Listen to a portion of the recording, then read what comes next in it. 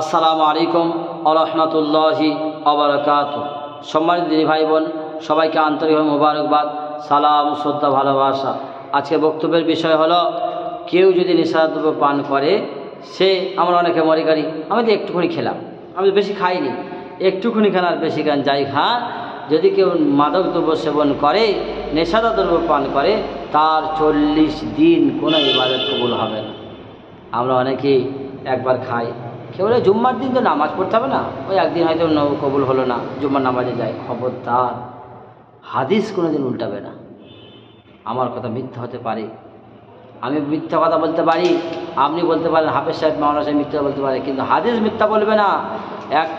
একবার মদ পান করলেন মানে 40 দিন আপনার কোনো ইবাদত কবুল হবে না।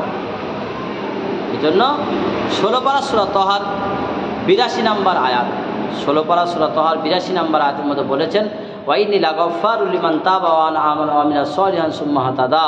আমি আল্লাহ তাদের জন্য রহমানুর রহিম, দয়াল সাগর, যারা পাপের রাস্তা থেকে ফিরে আমার রাস্তায় ফিরে এসছে আর তার মধ্যে জমে গেছে সুম্মা হাতাদা, মরণ পর্যন্ত তার উপরে জমে গেছে, আমি আল্লাহ তাদের মধ্যে রহমানুর রহিম, দয়াল সাগর।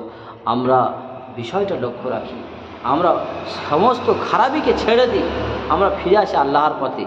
আল্লাহ তাআলা মায়ের পেটে আমাদেরকে রেখেছিলেন, রাখার পরে আমাদেরকে পারলে মুখে দ্বারা খাওয়াতে পারতেন, খাওয়াইনি কেন? রক্তটা নাভি দিয়ে পাস করে দিয়েছিলেন, কারণ রক্তটা হলো হারাম। ও বান্দা, রক্তটা হারাম, ওই জন্য নাভি দিয়ে পাস করে দিয়েছি। আর জবানটা, মুখটা হলো হালাল, তুমি আমার জিকির করবে, হালাল দ্বারা আমার জিকির করবে, আমার উপাসনা করবে। আর সেই মদ খাচ্ছি আমরা মুখের দ্বারা। শোনো, খাওয়ার শেষে বিসমিল্লাহ বলতে হবে, শুরুতে বিসমিল্লাহ, খাওয়ার শেষে আলহামদুলিল্লাহ।